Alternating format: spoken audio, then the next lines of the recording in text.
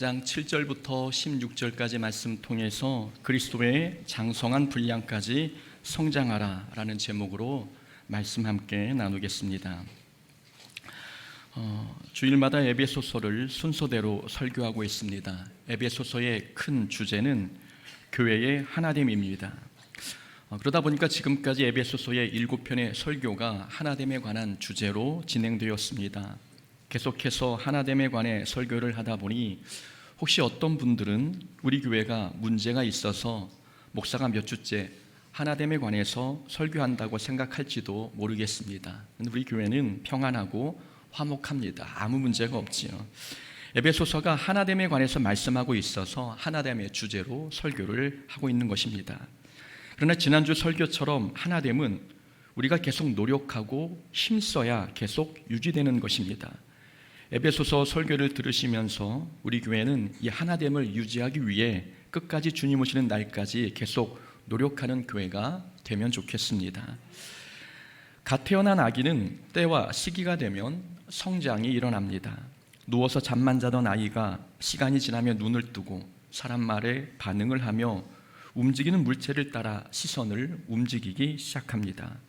그러다가 시간이 좀 더 지나면 손가락을 빨기 시작하고 3, 4개월이 지나면 뒤집기를 합니다. 아이가 첫 뒤집기를 하는 날이면 온 가족이 뛸 듯이 기뻐합니다. 뒤집기에 성공한 아이는 시간이 좀 더 지나면 기어다니기 시작하고 나중에는 물건을 붙잡고 일어서게 됩니다. 그러다가 돌 전후가 되면 아이는 스스로 걷기 시작합니다. 아이가 걷기 시작하면 부모는 이 아이가 첫 뒤집기를 했을 때만큼 기뻐하고 감격스러워합니다. 걷기 시작한 아이는 이제 뛰고 구르고 점프하며 더 과격한 신체 활동으로 넘어가게 됩니다. 이렇게 아이가 때에 맞게 성장하면 부모는 기쁜 건 둘째치고 안심이 됩니다. 제때 성장하고 있다는 것은 건강에 이상이 없다는 증거이기 때문입니다. 그러나 내 자녀가 성장이 더디면 부모는 불안해집니다. 그래서 부모는 하루가 멀다 하고 벽에 눈금을 그려놓고 자녀의 키를 잽니다. 만약 여러분의 자녀가 때와 시기가 되었는데도 성장에 어떤 변화도 일어나지 않는다면 어떻게 하시겠습니까? 아마 정상적인 부모라면 당장 자녀를 데리고 병원에 갈 것입니다.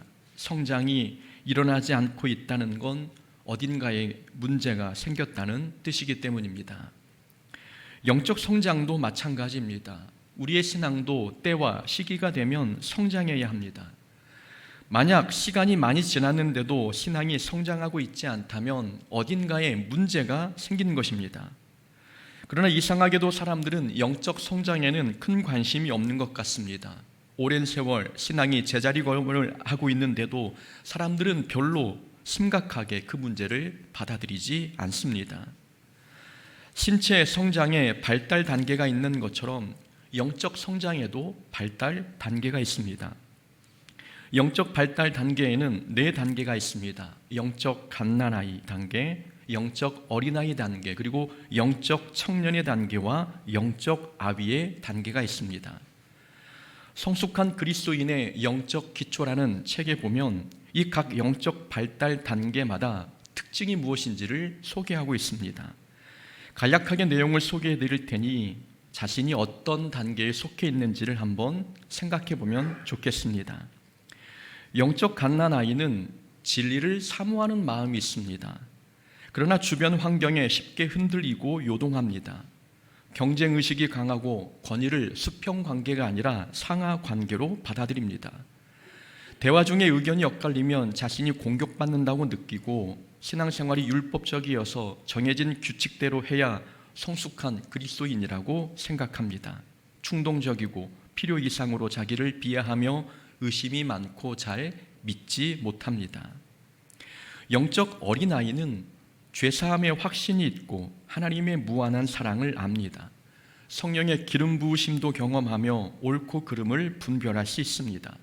그리고 영적 어린아이는 자신에 대한 부정적인 평가에도 요동하지 않고 언제 어디서나 주눅들지 않으며 남들이 알아주지 않는 자리에서 일해도 속상해하지 않습니다. 이것이 2번째 단계인 영적 어린아이의 특징입니다. 영적 청년은 영적 전쟁에서 승리할 줄 압니다. 삶의 모범이 되며 자족하는 마음이 있고 하나님의 뜻을 행합니다. 사람들과 관계 맺는 것이 어렵지 않고 선택의 갈림길에서 하나님의 뜻이 어디에 있는지 압니다. 쉽게 상처받지 않으며 내면의 정서적인 문제들을 어떻게 관리하고 다뤄야 하는지도 압니다. 영적 아비는 열매 맺는 삶을 삽니다. 주님 때문에 고난받는 것을 특권으로 생각하고 자신이 만난 하나님을 다른 사람에게 증거하고 가르칠 수 있습니다. 하나님의 뜻을 행하는 것에 큰 만족을 느끼고 다른 사람에게 자기의 일과 권위를 위임하는 것을 즐거워합니다. 자신의 소명을 분명히 알고 있으며 공동체를 돌보며 바른 길로 인도할 수 있습니다. 이 자료를 보면서 놀랐던 부분은 두 번째 단계인 영적 어린아이의 단계가 생각보다 높은 영적 수준을 요구하고 있다는 점입니다. 성령의 기름 부으심이 있으며 옳고 그름을 분별할 수 있고 자신에 대한 부정적인 평가에도 요동하지 않는다. 남들이 알아주지 않는 자리에 서 일해도 속상해하지 않는다. 이 영적 어린아이의 단계이지만 생각보다 높은 수준의 영적 특징을 보여주고 있습니다. 우리는 어느 단계에 속해 있는 것 같습니까? 신앙생활을 처음 시작했을 때의 신앙과 현재의 신앙을 비교했을 때 변화가 있습니까? 앞에서 언급한 성숙한 그리스도인의 영적 기초라는 책에서는 영적 성장이 이루어지지 않는 원인이 세 가지 때문이라고 언급합니다.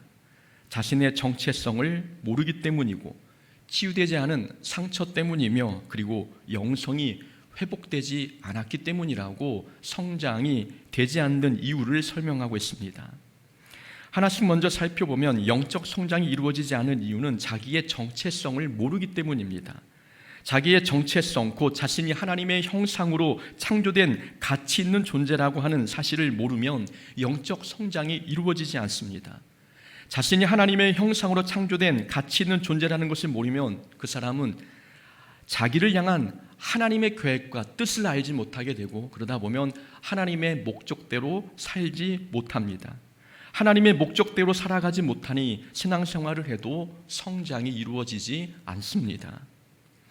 치유되지 않은 내면의 상처가 있어도 성장하지 못합니다. 이유는 치유되지 않은 내면의 상처가 성품의 변화를 가로막기 때문입니다. 그리고 치유되지 않은 상처의 가장 큰 문제는 그 상처가 거리감을 만든다는 것입니다. 상처가 있으면 사람에게도 가까이 가지 않고 교회 일에도 가까이 가지 못합니다. 다가갔다가는 또다시 상처를 받을까 두렵기 때문입니다. 상처가 사람과 하나님과의 친밀도를 방해하게 되니 신앙 성장에도 어려움이 발생합니다. 그리고 영적 성장이 일어나지 않은 이 세 번째 이유는 영성이 회복되지 않았기 때문입니다. 영성이 회복되지 않았다는 것은 하나님과의 관계가 회복되지 않았음을 뜻합니다. 하나님과 친밀한 관계가 형성이 되지 않으니 영적 성장이 일어날 리 없습니다. 자기의 정체성을 모르는 것, 치유되지 않는 상처, 그리고 영성이 회복되지 않은 것, 이 세 가지 이유가 우리의 영적 성장을 가로막고 있습니다. 영적 성장을 경험하려면 성장을 가로막고 있는 장애물을 제거하기 위해 우리는 부단히 노력하고 힘써야 합니다. 사람들은 영적 성장이 가만히 있으면 저절로 되는 줄 압니다. 영적 성장은 에스컬레이터 방식으로 성장하지 않습니다. 가만히 있으면 저절로 성장을 향해 움직이는 게 아니라는 말씀입니다. 성장하려면 성장을 방해하는 걸림돌을 제거해야 하고 말씀을 배우고 익히며 세상을 멀리하고 하나님께 집중해야 합니다.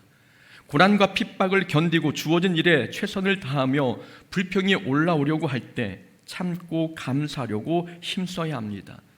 그런 과정을 하나씩 넘기다 보면 신앙이 한 단계 한 단계 성장해 갑니다. 키를 자라게 하는 것도 관심과 노력이 필요하듯 영적 성장도 우리의 관심과 노력이 있어야 이루어집니다. 생각 없이 신앙생활하면, 노력하지 않으면 영적 성장은 경험하기 어렵습니다. 우리가 여기서 짚고 넘어가야 할 것이 있습니다. 신앙 성장이 아닌데 성장이라고 착각하고 있는 것이 무엇인지를 우리는 먼저 짚고 넘어가야 합니다. 일단 성공은 성장이 아닙니다.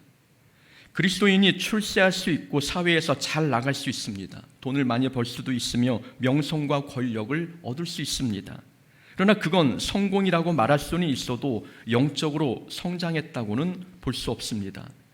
사회적으로 높은 위치와 외적인 스펙이 영적 성장과 꼭 비례하는 것은 아닙니다. 또한 성령의 은사가 많은 것도 성장은 아닙니다. 은사는 하나님께서 주신 선물입니다. 선물이란 주는 사람의 의지에 달린 것이지 받는 사람이 자격이 되어 받는 건 아닙니다. 그 성령의 은사는 나의 영적 수준과는 상관없이 하나님께서 거저 주신 것입니다. 그래서 성령의 은사가 많다고 해서 반드시 신앙이 성숙했다고 볼 수는 없습니다. 신앙 성장은 성령의 열매와 관계가 있습니다. 또한 교회의 규모가 큰 것도 성장은 아닙니다. 영적 성장과 교회 규모는 비례하지 않습니다. 영적 성장은 내적인 성숙도와 관계 있는 것이지 외적 규모와는 무관합니다. 그렇다면 영적 성장이란 무엇일까요? 오늘 본문이 어떤 모습이 영적으로 성장한 것인지를 가르쳐주고 있습니다. 자, 바울은 지난주에 성령으로 하나 된 것에 하나 되게 하시는 것을 힘써 지키라고 가르쳤습니다. 바울은 에베소 교회의 하나됨을 강조하고 또 강조했지요. 바울이 교회의 하나됨을 강조한 이유는 교회가 하나가 되어야 비로소 성장할 수 있기 때문입니다. 바울이 바라는 것은 교회가 하나됨을 넘어 성장하는 것이었습니다. 바울은 13절에서 그리스도의 장성한 분량이 충만한 데까지 이를 것을 당부했습니다. 15절에서도 그에게까지 자랄지라 라고 말씀하고 있으며 16절에서도 그 몸을 자라게 하며 라고 말씀하고 있습니다. 바울은 계속해서 장성한 분량까지 이르러야 한다, 자라야 한다, 성장해야 한다 라는 말을 반복적으로 하고 있습니다. 그러니까 바울의 목표는 교회가 하나됨을 시작점으로 해서 성장하는 것이었습니다. 몇 주 전에 설교 때 말씀드렸습니다. 하나됨은 교회의 목표가 아니라 시작입니다. 하나됨이 시작이라는 말은 교회가 하나가 되어야 그때부터 교회가 교회로서의 일을 시작할 수 있다는 뜻이었습니다. 교회의 부흥, 교회의 성장, 사명 감당, 이 모든 것은 교회가 하나가 되어야 비로소 성취할 수 있는 일들입니다. 교회가 하나 되지 못하는데 어찌 성장할 수 있으며 어찌 사명을 감당할 수 있겠습니까? 교회가 장성한 분량까지 성장하려면 먼저 하나부터 되어야 합니다. 그래서 바울은 하나됨을 강조한 것입니다. 하나가 되어야 계속해서 교회가 성장해 갈 수 있기 때문입니다. 그렇다면 그리스도의 장성한 분량까지 성장한 교회는 어떤 모습일까요? 교회의 어떤 모습이 장성한 모습인지 우리는 두 가지만 살펴보겠습니다. 첫째, 성장한 교회의 모습은 자기의 직분을 하나님께서 주신 목적에 맞게 사용합니다. 누가 영적으로 성숙한 사람인지, 어떤 교회가 성숙한 교회인지 알려면 직분을 대하는 태도를 보면 됩니다. 직분을 어떻게 활용하는지를 보면 그 교회의 영적 성숙도를 직감할 수 있습니다. 11절에 보면은 하나님께서 어떤 사람은 사도로, 어떤 사람은 선지자로, 어떤 사람은 복음 전도자로, 어떤 사람은 목사와 교사로 삼으셨다고 말씀합니다. 7절 말씀에 보니 우리의 직분은 하나님께서 은혜로 주신 것임을 알 수 있습니다. 우리가 받을 만한 자격이 되어서 직분을 얻은 게 아니라는 겁니다. 직분은 하나님께서 주신 은혜의 선물입니다. 하나님께서 은혜로 직분을 주신 이유는 12절 말씀대로 성도를 온전하게 하며 봉사의 일을 하게 하며 그리스도의 몸을 세우기 위함입니다. 봉사의 일을 하게 한다는 말씀은 섬긴다는 뜻입니다. 그러니까 하나님께서 직분을 주신 목적은 성도를 섬기라고 주신 것입니다. 그 직분은 계급이 아니라 섬김의 도구입니다. 건강한 교회, 성장하는 교회는 직분을 섬김의 도구로 활용합니다. 성장이 멈춘 교회의 속을 들여다보면 그 교회는 직분이 계급화되어 있습니다. 직분을 계급처럼 여기는 교회는 절대 성장할 수 없습니다. 직분은 섬김의 도구입니다. 직분이 섬김의 도구라는 말은 쉽게 말하면 직분은 일할 때 사용하는 연장과 같은 것이라는 뜻입니다. 건축 현장에 가보면 다양한 연장이 있습니다. 망치, 톱, 줄자, 목줄, 벤치, 드라이버, 가위, 빠루, 해머, 제가 알고 있는 것 다 나왔습니다. 연장의 모양은 모두 달라도 각자 자기만의 역할로 건물을 세운 일에 합력합니다. 연장은 역할이 다른 것이지 누가 위에 있고 누가 아래에 있다고 말할 수 없습니다. 연장은 그냥 도구일 뿐입니다. 교회의 직분이 다양한 영적 연장, 곧 도구입니다. 하나님께서 다양한 직분을 주신 이유는 어떤 직분은 망치의 역할로 교회를 섬기라는 뜻이고, 어떤 직분은 톱의 역할로, 어떤 직분은 드라이버나 벤치의 역할로 교회를 섬기라는 뜻입니다. 망치나 톱이 아무리 훌륭한 일을 했어도 그건 망치와 톱이 잘한 게 아닙니다. 그 연장을 사용하신 하나님께서 하신 일입니다. 그래서 직분이 자랑이 될 수 없고 계급이 될 수 없습니다. 직분은 사람과 교회를 섬기는 도구일 뿐입니다. 사람들이 직분을 계급으로 생각하는 이유는 그 직분을 상급이나 보상으로 생각하기 때문입니다. 직분을 열심히 일한 사람에게 주는 상급으로 생각하니 사람들이 직분을 명예나 계급으로 생각합니다. 직분은 열심히 수고한 사람에게 주는 상급이 아니라 이제부터 수고하고 섬기라고 준 달란트입니다. 마태복음에서 주인이 종에게 맡긴 달란트는 보상이 아니었습니다. 일을 이제부터 시작하라고 준 그런 달란트였습니다. 직분도 보상이 아니라 이제부터 일을 하라고 주신 도구입니다. 손에 연장을 쥐어주시면서 이제 이 직분, 이 연장을 들고 교회를 세우는 일에 섬기라고, 헌신하라고 주신 것입니다. 그래서 직분은 계급이 아니라 일하는 연장입니다. 꼭 직분이 있어야 섬길 수 있나요? 라고 묻는다면 아닙니다. 직분이 없어도 섬길 수 있습니다.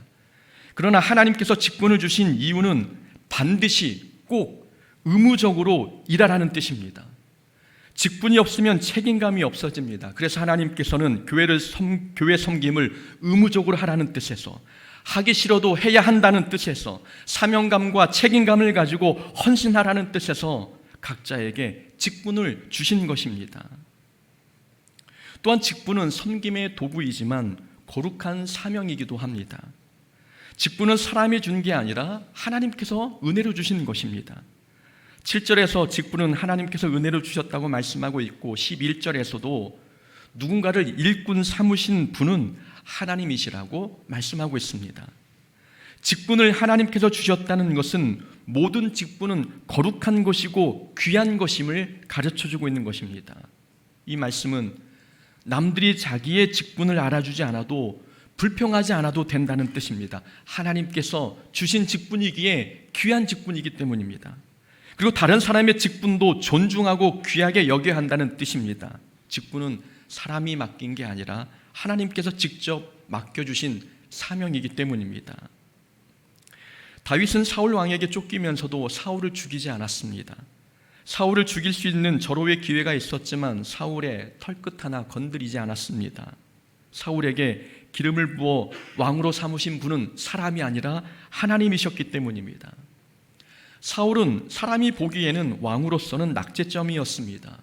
왕이라면 나라와 백성을 위해 헌신해야 했지만 사울 왕은 자기 유익을 위해 나라와 백성을 위해 헌신한 다윗을 죽이려 했습니다.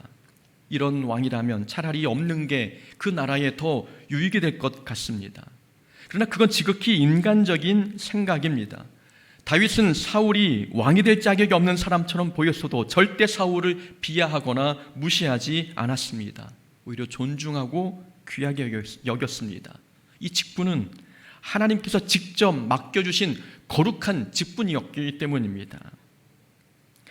교회에 다윗과 같은 사람이 많으면 시끄러울 이유가 없을 것 같습니다.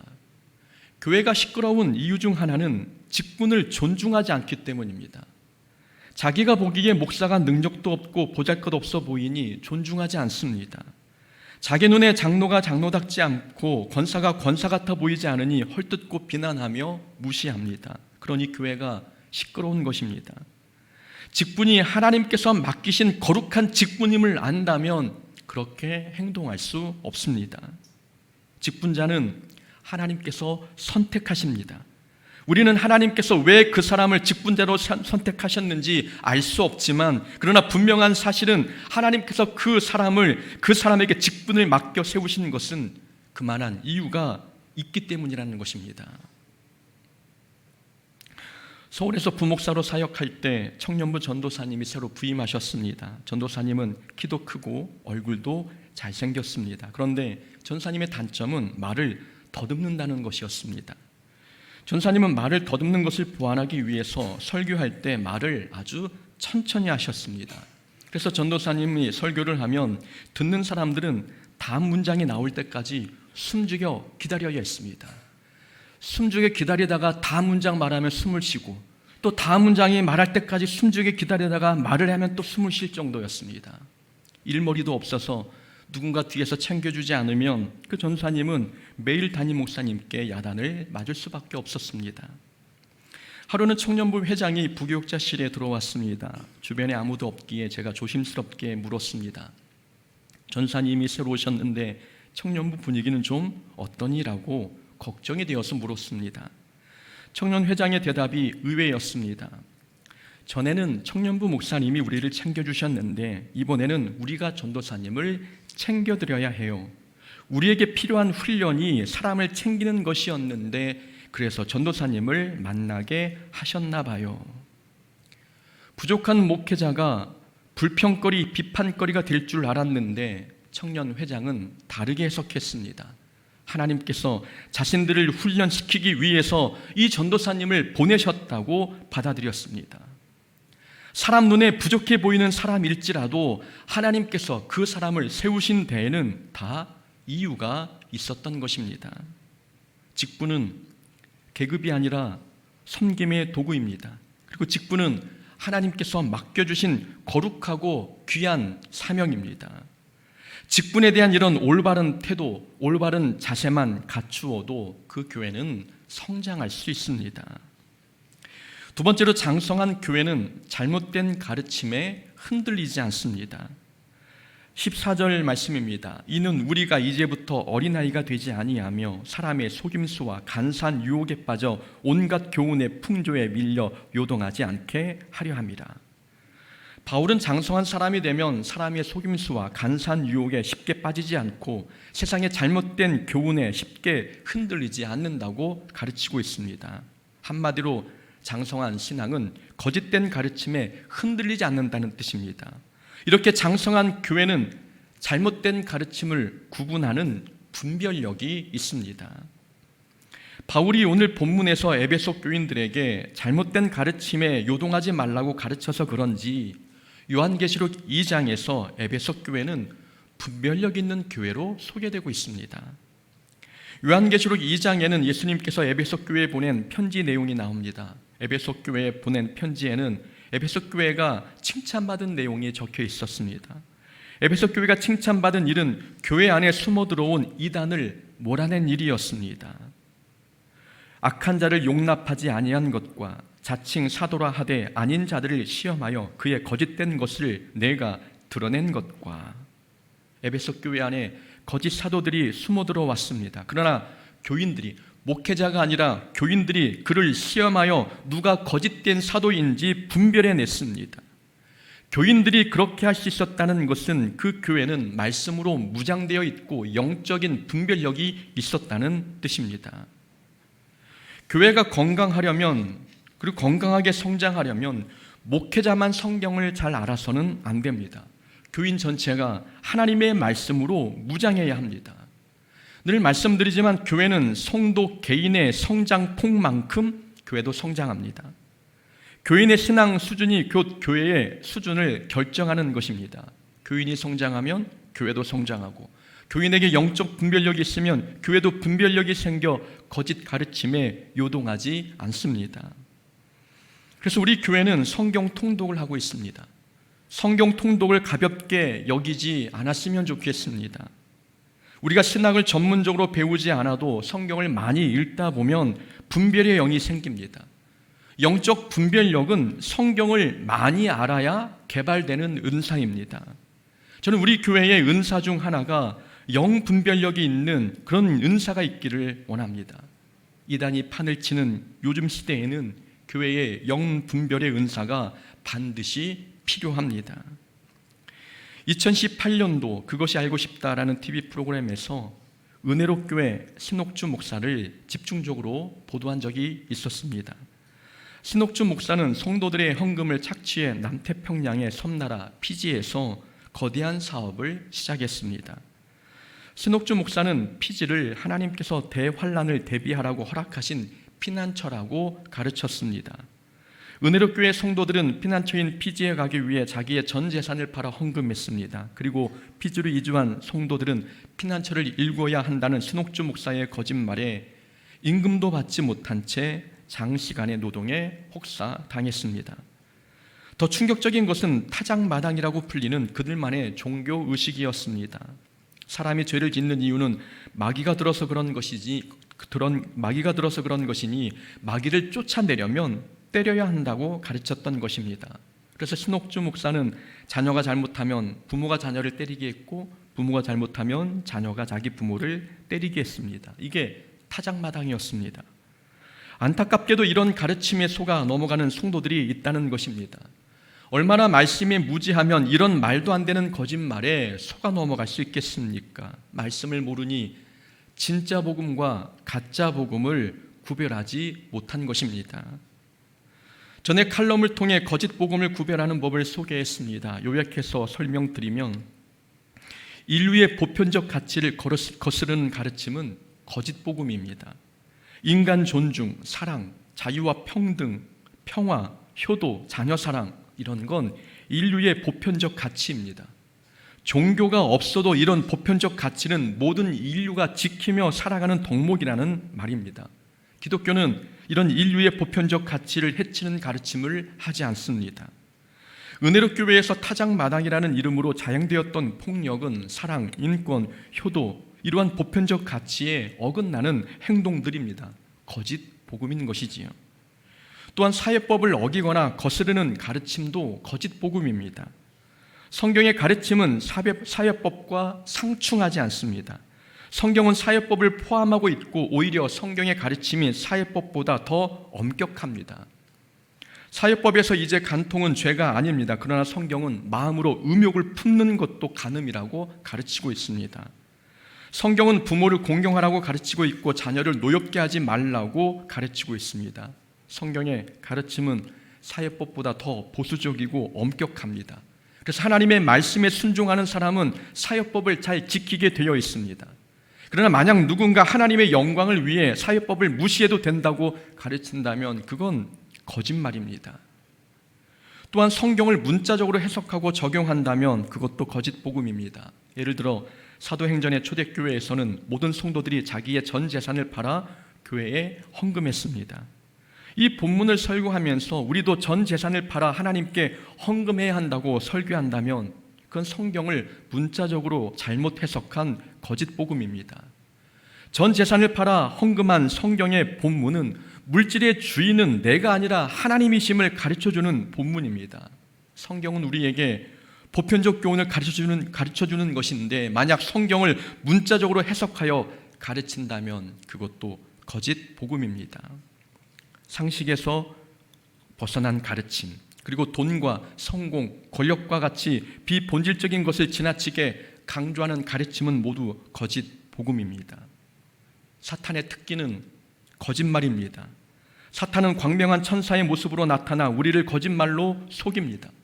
사탄의 유혹과 속임수에 속지 않으려면 우리는 하나님의 말씀을 알아야 합니다. 말씀을 영의 양식 삼아 우리 믿음이 장성한 분량까지 성장해 가야 사람의 속임수와 간사한 유혹에 흔들리지 않을 수 있습니다. 성장해야 할 때 성장하지 않는 사람은 어디가 아픈 것입니다. 개인의 신앙도 교회도 시간이 지났는데 성장하지 않고 있다면 어딘가 문제가 있는 것입니다. 신앙은 성장하지 않으면 퇴보하게 되어 있습니다. 신앙의 현상 유지는 없습니다. 성장 아니면 퇴보, 둘 중 하나입니다. 우리 교회는 그리스도의 장성한 분량까지 성장해 가야 합니다. 교회가 성장하되 우리 모두가 함께 성장해야 합니다. 16절에서 말씀하시기를 온 몸이 각 마디를 통해 연결되어 있다고 말씀하고 있습니다. 성도들이 모두 연결되어 있다는 것은 우리가 모두 유기체적인 공동체라는 뜻입니다. 그래서 교회가 성장하려면 교인 모두가 함께 성장해야 합니다. 팔만 성장하고 다리는 성장하지 않는다면 그건 건강한 성장이 아닙니다. 우리 교회가 장성한 교회로 성장하려면 한 명도 나고자 없이 함께 성장해 가야 합니다. 우리 교회가 그리스도의 장성한 분량까지 성장해 가는 그런 교회 되기를 주의 이름으로 축원합니다. 아멘. 우리 함께 말씀